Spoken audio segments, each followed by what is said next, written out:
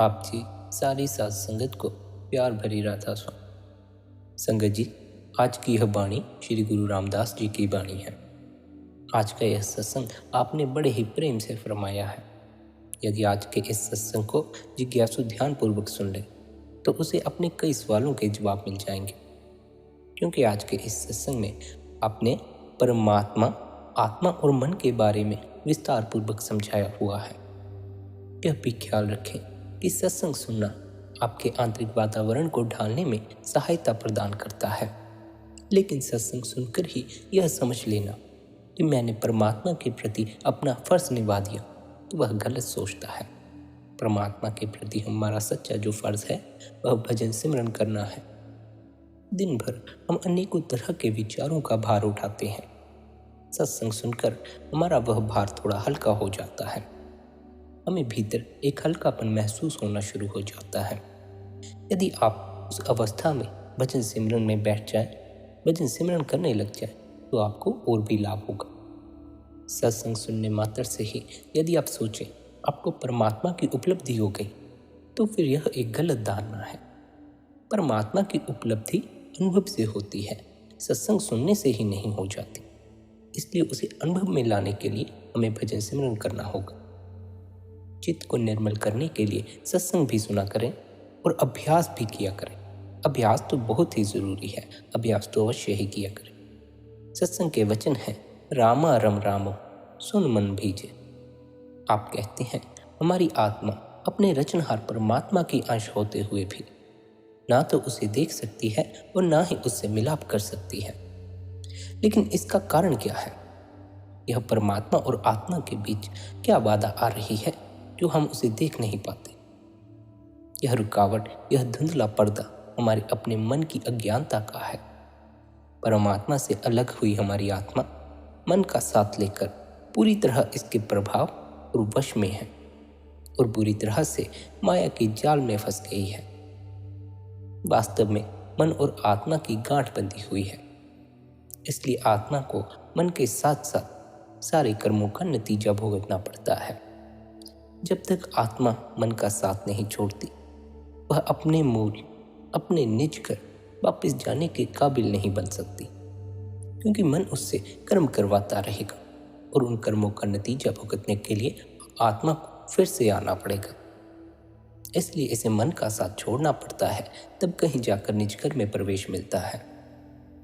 मन का साथ तब तक नहीं छूट सकता जब तक गुरुमुखों के समझाने के अनुसार शब्द का अभ्यास करके मन अपने असली घर त्रिकुटी वापिस नहीं पहुंच जाता। आप कहते हैं मन अपने असली ठिकाने को भूलकर इंद्रियों के अधीन हो चुका है।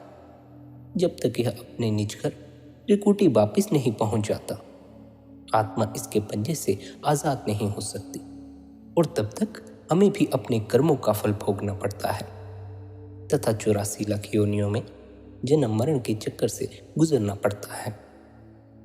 जब तक हम मन के अधीन हैं, हम अपने कर्मों के फल से बच नहीं सकते। इसलिए मन को वश में करना अति आवश्यक है, बड़ा ही जरूरी है। मन का रुख अंतर और ऊपर की ओर करके इसका मुंह दुनिया से मोड़ना होगा। जिस तरह यह बाहर मुखी हुआ, उसी तरह इसे अंतर्मुख करके अपने केंद्र पर टिकाना होगा। लेकिन इस मन को बाहरमुखी से अंतर्मुख करने का हमारे पास कोई उपाय नहीं है। हमें तो कोई उपाय समझ नहीं आता। इसलिए हमें संत महात्माओं की आवश्यकता पड़ती है, क्योंकि संत महात्मा ही हमें बता सकते हैं कि हम बाहरमुखी मन को अंतर्मुखी कैसे कर सकते हैं। संत महात्माओं के पास वह युक्ति है, क्योंकि उन्होंने भी किया हुआ है। वे ही हमें सिखा सकते हैं। जिसने खुद किया हो वही हमें सिखा सकता है। जिसने खुद ही न किया हो, अगर हम उसके पीछे लगे भी रहें तो वह हमें जीवन भर नहीं सिखा सकता। आप कहते हैं वे सज्जन जिन्होंने अपने मन को अंतर्मुखी किया हुआ है, जिन्होंने अपने मन को त्रिकुटी पहुंचा दिया हुआ है, वे हमें क्या साधन और युक्ति देते हैं जिससे हम अपने मन को अंतर्मुखी कर सकें। आप कहते हैं उस युक्ति से पहले यह बहुत जरूरी है कि हम मन के बारे में ध्यान से समझ लें। मन भोगों का आशिक है, एक चीज से दूसरी चीज के पीछे भागता है, पर किसी चीज का मोह और प्यार इसे ज्यादा देर तक बांध कर नहीं रख सकता। यह चंचल है, एक भोग विलास से थककर नई की खोज में भटकता फिरता है। यह तब तक स्थिर नहीं होता जब तक इसे दुनिया के मोह और प्यार से ऊंचा और सच्चा प्यार नहीं मिलता। इसे नाम रूपी अमृत की मीठी लज्जत पाकर ही तृप्ति मिलेगी।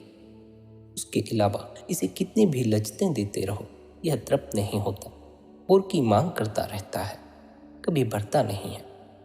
एक बार यदि यह उस परम सुख का स्वाद ले ले, फिर यह सदा के लिए बिंद जाएगा और स्थिर हो जाएगा। तब यह मन कभी संसार के सुखों की लालसा नहीं करेगा और ना ही यह दुनिया की तरफ भागेगा। जब तक मन इस आनंद का अनुभव नहीं कर लेता, तब तक इसे इंद्रियों के भोगों से निकालने में पूरी सफलता नहीं मिल सकती। आप कहते हैं हमारे भीतर नाम का रस और नाम का प्रकाश मौजूद है। यह जो नाम का रस है, यह इतना मीठा है कि इसकी मिठास का वर्णन ही नहीं किया जा सकता। तुम इसका अनुभव कर सकते हो, तुम इसे शब्दों में नहीं समझ पाओगे, केवल अनुभव के द्वारा ही समझ पाओगे कि यह कितना मीठा है। वास्तव में यह वह अमृत है जिसे पीकर हम अमर हो जाते हैं। जहाँ इस संसार के सुख हमें जन्म और मरण के चक्कर में जकड़ लेते हैं, वहाँ नाम का रस हमें इस चक्कर से मुक्त करके अमर जीवन प्रदान करता है। और यह कहीं बाहर नहीं, हमारे अंदर मौजूद है। जो इस अमृत का स्वाद चख लेता है, उसे संसार के रंग तमाशे फीके लगने लगते हैं, क्योंकि इसमें रस ही इतना है, यह मीठा ही इतना है। लेकिन फिर आप कहते हैं कि शब्दों में इसका वर्णन नहीं किया जा सकता और शब्दों में तुम इसे समझ भी ना पाओगे। केवल अनुभव के जरिए ही समझ पाओगे कि इसमें कितनी मिठास है, कितना रस है। और अनुभव के लिए जो संत जन हमें युक्ति बताते हैं, वह भजन सिमरन की युक्ति है, वह ध्यान की युक्ति है। क्योंकि यह नाम रस हमारे भीतर मौजूद है, इसलिए हमें इसे हासिल भी भीतर जाकर ही करना होगा। और भीतर जाने की युक्ति ही ध्यान की युक्ति है, भजन सिमरन की युक्ति है।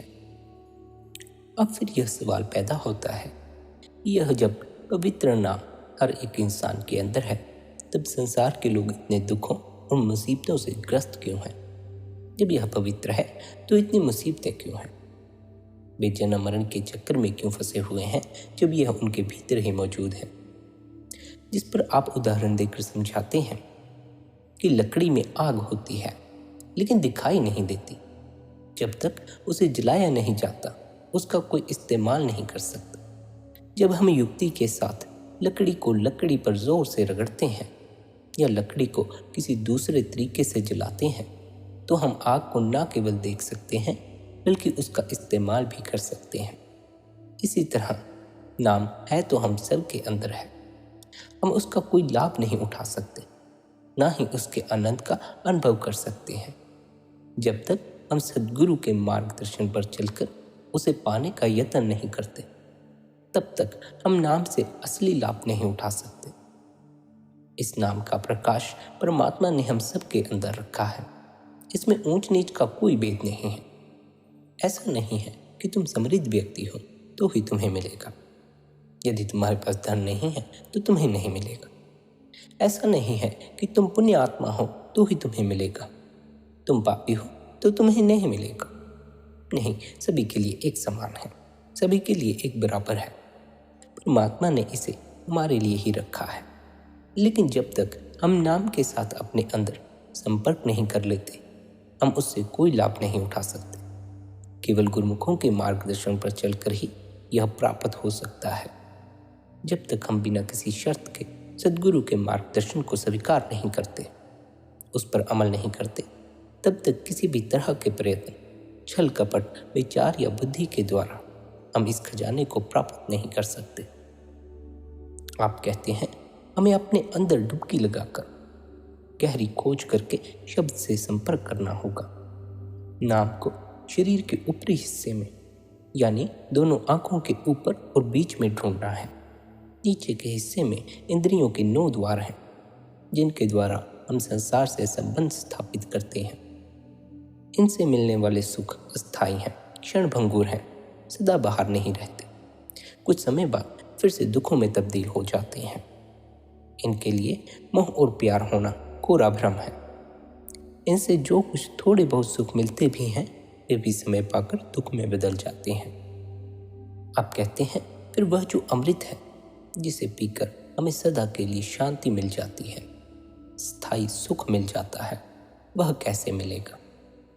ऐसा अमृत जो परम सुख और शांति प्रदान करता है तब ही मिलेगा जब हमारा ख्याल 9 द्वारों से सिमटकर 10वें द्वार पर पहुंचेगा। वह अमृत दिन रात हमारे अंदर बरस रहा है, लेकिन हमारा मन कहीं और लगा हुआ है, झगड़ों में लगा हुआ है, नफरत में लगा हुआ है, बीवी और बच्चों के मोह और सांसारिक सुखों में पड़ा हुआ है। हमारे मन को उस आनंद का स्वाद लेने का समय ही नहीं है। बेशक उस अमृत की वर्षा हमारे अंदर हो रही है, परंतु हम तब तक उस अमृत को पी नहीं सकते जब तक हम मन को उस केंद्र पर टिका कर नहीं रखते जिस जगह मालिक इस अनमोल खजाने की बख्शीश कर रहा है। एक बर्तन को यदि उल्टा रख दें तो कितने ही जोर की बारिश क्यों ना हो रही हो, उसमें पानी इकट्ठा नहीं हो सकता, वह उसके आसपास से बह जाएगा। यदि उसी बर्तन को सीधा कर दें तो पहली नहीं तो दूसरी या तीसरी बरसात में वह बर्तन भर जाएगा। इसी प्रकार यदि हम गुरुमुखों की संगति करें, उनसे मन को एकाग्र करने का तरीका और युक्ति सीखें और कड़ी साधना से अमल करें तो हम नाम प्राप्त करने के योग्य बन जाएंगे। इस अमृत को पीकर हम एक दिन परमात्मा से मिलाप का सुख अनुभव कर सकेंगे। फिर हम जन्म मरण के चक्कर से मुक्त हो जाएंगे। मन का रुख दुनिया से मोड़कर मालिक की ओर लगाने में गुरुमुखों की संगति बहुत सहायता करती है, क्योंकि मुक्ति केवल नाम के जरिए ही मिल सकती है और नाम का भेद केवल संत महात्माओं से ही पता चलता है। अब आगे यह सवाल उठता है कि यदि संत महात्माओं से हमें ऐसी युक्ति मिल सकती है जिसके जरिए हम परम शांति, परम आनंद को हासिल कर सकते हैं, तो फिर हर व्यक्ति गुरुमुखों के पास जाकर, संत जनों के पास जाकर इस युक्ति और तरीके को सीखकर इसकी कमाई क्यों नहीं कर लेता? फिर तो उसके सभी दुख मिट जाएंगे, वह इसकी कमाई क्यों नहीं करता? आप कहते हैं, इसका कारण यह है कि परमात्मा की दया मेहर के बिना गुरुमुखों की संगति और सोबत मिलनी संभव नहीं है। यदि किसी व्यक्ति का मिलाप किसी गुरुमुख से हो भी जाए तो भी उनकी दया मेहर के बिना उनकी शिक्षा और नाम पर विश्वास नहीं आता। सबसे पहले परमात्मा की दया मेहर, फिर गुरुमुखों की संगति और सोबत, उनकी शिक्षा पर भरोसा और विश्वास, उसके बाद उनके मार्गदर्शन के अनुसार जी तोड़ कोशिश, यही नियम है। जब संत नाम का भेद देकर हम पर कृपा करते हैं तभी हम परमात्मा की ओर अपना रुख करके रूहानी अभ्यास करना शुरू करते हैं, भजन सिमरन करना शुरू करते हैं। लेकिन यह सब परमात्मा के हाथ में है, जिसकी दया मेहर के बिना पत्ता भी नहीं हिल सकता। इसलिए गुरु साहिब हमारी ओर से परमात्मा को विनती करते हैं, हे प्रभु, हम पर दया मेहर कर, जिससे हमें गुरुमुखों से मिलने का सौभाग्य मिले, शौक पैदा हो, तेरा पता चले और उनसे नाम प्राप्त करके उनके उपदेश पर चलकर हम भी जन्म मरण से छुटकारा पाकर तुझसे मिलाप कर सके। गुरु साहिब का हमारे प्रति प्रेम देखिए। जहाँ हम एक तरफ संसारिक उलझनों में लगे हुए हैं, परमात्मा की कोई खबर नहीं, कोई याद नहीं आती, वहीं गुरु साहिब हमारी ओर से भी परमात्मा के आगे प्रार्थना करते हैं ताकि हम इस ओर रुख करें, इस ओर मुख करें और इस दुख की नगरी से अपने आप को आज़ाद करें। लेकिन हम फिर भी संतों के हमारे प्रति इतने प्रेम की कदर नहीं करते। हम उनकी बात नहीं मानते, भजन सिमरन नहीं करते, अपना फर्ज अदा नहीं करते। हमें संत महात्माओं के उपदेश की कदर करनी चाहिए, उनके उपदेश पर अमल करना चाहिए, उनके उपदेश की पालना करनी चाहिए, क्योंकि परमात्मा असीम है। उसके अनंत और सर्वव्यापी रूप में उसके पास पहुंचना आसान नहीं है, लेकिन वह संत गुरुओं और गुरुमुखों के रूप में इस संसार में रहता है, हमारे बीच रहता है, हमारे साथ रहता है, हमसे बातचीत भी करता है। संत सद्गुरुओं द्वारा परमात्मा के पास पहुंचना आसान और व्यवहारिक रूप से संभव है। इसीलिए सद्गुरु की भक्ति को बड़ा महत्व दिया जाता है।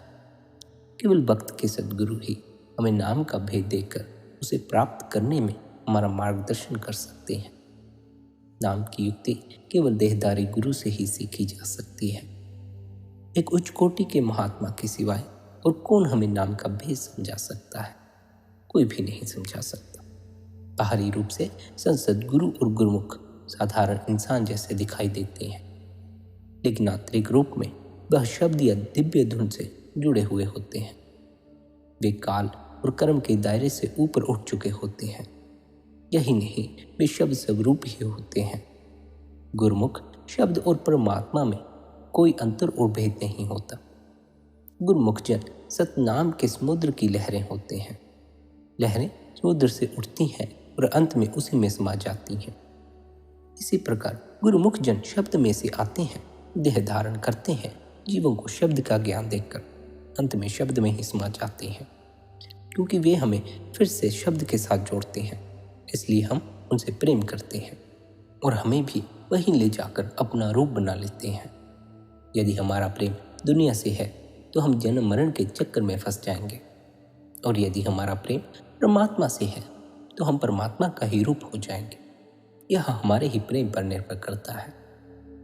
नाम का भेद पा लेना ही काफी नहीं है, इसे पाने के लिए तीव्र इच्छा और आतुरता होनी चाहिए। परमात्मा के लिए प्रेम और भक्ति ही हमारा वास्तविक उद्देश्य होना चाहिए। ऐसी भक्ति जिसमें परमात्मा के सिवाय और कुछ चाहत ही नहीं होती। लेकिन हमारी अन्य को चाहते तो बहुत हैं, परमात्मा की ही कोई चाहत नहीं है। और यदि हम अपनी अन्य ख्वाहिशों को परमात्मा से ज़्यादा समझते हों, परमात्मा से ज़्यादा मूल्यवान समझते हों, तो फिर बड़े खेद की बात है कि हमारी भक्ति स्वार्थ की भक्ति है। फिर यदि हम परमात्मा की पूजा करते हैं तो फिर उस पूजा का भी क्या फल होगा? कोई फल नहीं होगा, क्योंकि इच्छा तो तुम्हारी परमात्मा की नहीं है। चाहत तो भीतर अभी भी संसार की ही है। अगर हम 1 घंटा उसकी याद में बैठते हैं तो लाखों आशाएं और अपेक्षाएं करते हैं और चाहते हैं कि मालिक उन्हें हमारी भक्ति के एवज में पूरा कर दे। हम अपनी भक्ति के जरिए भी, अपने पूजा पाठ के जरिए भी अपनी मांग ही पूरी करवाना चाहते हैं। वास्तव में हमारी भक्ति डर और स्वार्थी कारणों से नहीं, बल्कि निर्मल प्रेम में से उत्पन्न होनी चाहिए। कुछ लोग सांप की पूजा करते हैं। क्या वे उससे प्रेम करते हैं? वे सांप की पूजा डर से करते हैं। इसी प्रकार कुछ लोग परमात्मा की भक्ति भी डर के कारण करते हैं। यह सच्ची भक्ति नहीं है। सच्ची भक्ति अपनी गर्जों, स्वार्थ या डर के कारण नहीं की जाती, वह तो निर्मल प्रेम से फूटती है। अगर हमारे किसी मित्र या संबंधी की मृत्यु हो जाती है तो हम दुखी हो जाते हैं, आंसू बहाते हैं और रातें जाग कर गुजारते हैं। कि हम परमात्मा के विरह में कभी इतना तड़पते हैं और उसके लिए आंसू बहाए हैं? नहीं, कभी नहीं बहाते। अगर ऐसा नहीं किया तो हम परमात्मा तक पहुंचने की आशा कैसे कर सकते हैं? इसीलिए संत महात्मा हमें उपदेश देते हैं कि कभी भी संसारिक सुख या शान शौकत के लिए भक्ति ना करें। हमारी भक्ति सच्ची होनी चाहिए, जो केवल निर्मल प्रेम से प्रेरित होती है। परमात्मा के लिए ऐसा अनन्य प्रेम और निर्मल प्रेम और उसकी दया मेहर के लिए तड़प गुरुमुखों की संगति में ही पैदा होती है। इसीलिए हमें गुरुमुखों की संगति अवश्य करनी चाहिए। आप कहते हैं परमात्मा के जिन भक्तों पर सद्गुरु की दया मेहर हो गई, वे सुखी और संतुष्ट जीवन बिताते हैं। लेकिन जिनको ऐसी दया मेहर मिलने का सौभाग्य प्राप्त नहीं होता, वे अपने मन की शक्ति पर ही भरोसा करते हैं, सदा इच्छाओं और तृष्णाओं के पीछे भागते हैं। परमात्मा उन्हें कितनी ही समृद्धि क्यों न बख्श दे, वे कभी संतुष्ट नहीं होते। जब तक उनकी कुछ इच्छाएं पूरी होती हैं, उतनी ही और इच्छाएं उनके मन में पैदा होती रहती हैं। उनकी इच्छाओं का कोई अंत नहीं होता। इच्छाएं बढ़ती ही चली जाती हैं और बढ़ती चली जाती हैं। मनमुख लोगों को चाहने पर भी सब कुछ नहीं मिलता, इसलिए वे किसी न किसी अधूरी इच्छा के कारण हमेशा दुखी रहते हैं। हमारा उन लोगों के प्रति क्या रुख होना चाहिए जो इस संसार में लिप्त हैं और जो इंद्रियों के भोगों के मोह से बंधे हुए हैं। एक अभ्यासी के लिए, एक जिज्ञासु के लिए ऐसे लोगों से कम लाख कोस दूर रहना चाहिए और उनकी संगति से बचना चाहिए। मन संगति का असर बहुत जल्दी लेता है। मनमुखों की संगति में इंद्रियों के भोगों की लालसा बढ़ जाती है और यही लालसा 84 लाख योनियों के चक्कर में फंसा देती है। हमें गुरुमुखों की संगति और सोबत करनी चाहिए। उनकी संगति से दुनिया की सब मैलें धुल जाती हैं और हमारे मन पर नाम का रंग चढ़ जाता है। परमात्मा के लिए प्यार, नाम प्राप्त करने का शौक और प्रभु भक्ति बढ़ती चली जाती है। जब तक पत्थर पानी में रहता है, ठंडा रहता है और कम से कम सूरज की तपिश से तो बचा रहता है। इसी प्रकार गुरुमुखों की संगति में इंसान परमात्मा को प्राप्त करने के लायक ना भी बन पाए तो भी कम से कम बुरे कर्म करने से और पापों से तो बचा रहता है। संतों और महात्माओं के वचनों और वाणियों का एक ही मकसद है, परमात्मा के लिए प्यार और भक्ति पैदा करना तथा नाम प्राप्त करने के लिए शौक और प्यार पैदा करना। असल में गुरुमुखों की संगति में रहने से ही अधिकतर ऐसी भक्ति, प्रेम और उत्साह पैदा होता है। दुनिया के लोग इंद्रियों के भोगों और सांसारिक धंधों के पीछे दौड़ने में मग्न है। उनकी संगति करोगे तो तुम भी भोगों के पीछे भागने लगोगे। वे कभी एक चीज और कभी दूसरी चीज में उत्सुक हैं, जैसे यार दोस्त, राजनीति आदि, और व्यर्थ ही सुख ढूंढने की कोशिश कर रहे हैं। यह सब देखकर संत कहते हैं, सुखों और दुखों से भरी यह संसार रूपी नगरी चौपड़ का खेल है। यहाँ से मुंह मोड़कर अपने असली घर का रुख लो।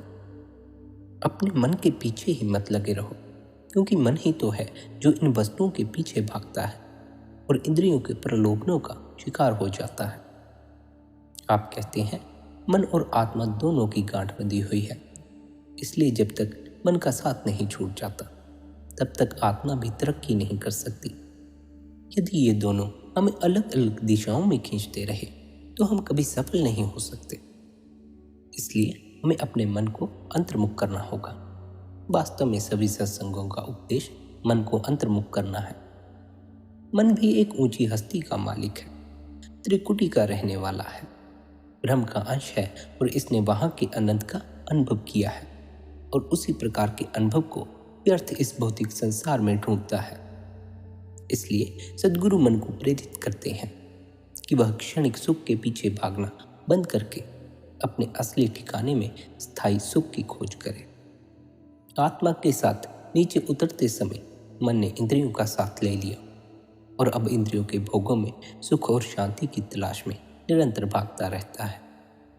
अगर मन अंतर्मुख हो जाए तभी इसे सुख और शांति मिल सकती है। हालांकि मन आत्मा के साथ पूरे रास्ते तक नहीं जा सकता, पर जब मन और आत्मा साथ साथ त्रिकुटी तक चढ़ाई करते हैं तो मन अपने मूल तत्व, अपने असल त्रिकुटी में समा जाता है। तब आत्मा इसके बंधनों से मुक्त होकर आगे चढ़ाई करके सतलोक में पहुंच जाती है। लेकिन यह सब कुछ कहीं बाहर नहीं घटता है, यह सब कुछ आपके शरीर के भीतर की घटना है। इसी कारण से संतों ने मनुष्य शरीर की तुलना एक पिंजरे से की है, क्योंकि इसी शरीर के भीतर बैठकर हमें परमात्मा का अनुभव होता है। लेकिन अब हालात ऐसे हैं कि काल के बनाए इस पिंजरे में आत्मा अपने अच्छे या बुरे कर्मों के कारण कैद हो गई है। संसार से हमारा संबंध शारीरिक अस्तित्व पर आधारित है। जब तक हम इस शरीर में हैं, हम खुशी, गम, सुख और दुख का अनुभव करते हैं। इस शरीर के छूट जाने पर इन सब अवस्थाओं का भी अंत हो जाता है। सद्गुरु कहते हैं कि मनुष्य शरीर में जितना नियत समय हमें मिलता है, अपने ध्यान को अंदर स्थिर करके मुक्ति प्राप्त करने के लिए इस मौके का पूरा फायदा उठाएं। केवल तभी हमारा मनुष्य शरीर में आना सफल होगा और केवल तभी हमारी इस पिंजरे से आज़ादी होगी। यह दुनिया एक बहुत बड़ी सराय की तरह है, जहाँ लोग हर तरफ से आते हैं, कुछ समय ठहरकर अपने अपने रास्ते पकड़ लेते हैं। जरा सोचिए, कुछ लकड़ियां नदी में बह रही हैं। एक लहर उन्हें इकट्ठा कर देती है, दूसरी लहर आती है, उन्हें बिखेर देती है। इसी प्रकार हम भी इस संसार में मिलते हैं और जुदा हो जाते हैं। हम यहाँ आते हैं, मिलते हैं, किसी से यारी दोस्ती, किसी से दुश्मनी कर लेते हैं और फिर यहाँ से चल देते हैं। फिर जरा सोचो, क्या रह गए? दोस्त, मित्र, संबंधी और बच्चे, जिनके लिए हम गलत रास्ते अपनाते हैं, अपने असूलों तक को कुर्बान कर देते हैं, धोखाधड़ी करते हैं। इन सब की क्या अहमियत है? क्या महत्व रह जाता है? जब हम देह और शरीर को छोड़ देते हैं तब ये हमारी कोई सहायता नहीं कर सकते, क्योंकि दुनिया के ये रिश्ते अस्थायी हैं। जब अंत समय आता है तो मौत के फरिश्ते आत्मा को ले जाते हैं। हमें तो पता भी नहीं चलता कि आत्मा कहाँ चली गई और कौन उसे ले गया। फिर ऐसे वक्त यार, दोस्त, रिश्तेदार हमारी क्या मदद कर सकते हैं? असल में इन रिश्तों से हमारे लेन देन के संबंध हैं। इन रिश्तेदारियों में कोई बच्चा है, कोई माता पिता, कोई रिश्तेदार, कोई यार दोस्त और कोई दुश्मन है। जब हिसाब किताब चुकता हो जाता है तब हम जुदा हो जाते हैं और हमारे कर्मों के मुताबिक हमारा फैसला कर दिया जाता है। इसलिए हमें इनमें से किसी के स्वरूप का ध्यान नहीं करना है, क्योंकि इनका स्वरूप हमें बार बार संसार में लाता है। हमें गुरु के स्वरूप का ध्यान करना चाहिए, क्योंकि वे देहधारी शब्द हैं। जिसका भी हम ध्यान करते हैं हम उसकी ओर खींचे चले जाते हैं। इसलिए ध्यान द्वारा हम भी सद्गुरु की ओर खींचे चले जाते हैं। सद्गुरु अपना शरीर छोड़ने पर शब्द में समा जाते हैं। यदि हम उनसे प्रेम करते हैं तो हम भी उनके प्रेम में बंधे उनके साथ शब्द में समा जाएंगे। गुरु का ध्यान बिठाने का अर्थ है कि आप तीसरे दिल पर गुरु का ध्यान बिठाकर भजन सिमरन करें। भजन सिमरन करने से सत्संगी के जीवन में एक ऐसी अवस्था भी आती है जब सत्संगी भजन सिमरन के दौरान सद्गुरु को बिल्कुल आमने सामने देख सकते हैं, पर केवल तभी जबकि वे तीसरे दिल तक पहुंच जाएं, या जब सद्गुरु अपनी कृपा और दया मेहर से उन्हें कभी कभी तल्लीनता की अवस्था में या स्वप्न में दर्शन दे दें। आमतौर पर सत्संगी को भजन सिमरन में हर रोज 2.5 घंटे का वक्त देना चाहिए, जैसा कि हमें अभ्यास देते वक्त या नामदान देते वक्त समझाया जाता है। लेकिन यदि आप 20 या 25 मिनट ही बैठते हैं तो आपको दर्शन की उम्मीद नहीं रखनी चाहिए, क्योंकि इतना समय तो मन को स्थिर करने के लिए भी काफ़ी नहीं होता। सद्गुरु हमारे अंतर में हैं, पर उनके दर्शन करने के लिए हमें सिमरन द्वारा अपने मन को बाहरी वस्तुओं से तथा अपने शरीर से भी समेटना है। अगर आप नियमित रूप से और पक्के इरादे से अभ्यास करते रहेंगे तो एक दिन आपको उनके दर्शन होंगे। अगर आपको मन में बुरे बुरे विचार आते हैं तो उन्हें हटा दें। अगर ऐसा ना हो सके तो कुछ समय के लिए आंखें खोल दें और धीमे स्वर में नाम का जाप करें जब तक बुरे विचार गायब ना हो जाएं। तब फिर से आंखें बंद करके और ध्यान को दोनों बाहों के बीच में समेटकर मन ही मन सिमरन करें। शांति और सांत्वना अंदर से आती है। सद्गुरु हमारे अंतर में है, हमारी देखभाल कर रहे हैं और हमेशा हमारी सहायता के लिए तैयार हैं। केवल ध्यान को अंतर्मुख करने की जरूरत है ताकि हम उनके संदेश को ग्रहण कर सकें और उनके द्वारा की जा रही दया मेहर को अनुभव कर सकें। वे भली भांति जानते हैं कि हमारे लिए सबसे अच्छा क्या है। सांसारिक धंधों और कामनाओं में डूबे रहने के कारण हम अंतर में उनसे संबंध नहीं जोड़ पाते। यही कारण है कि जो कुछ वे हमारे लिए कर रहे हैं हम उसकी कदर और कीमत नहीं समझ पाते।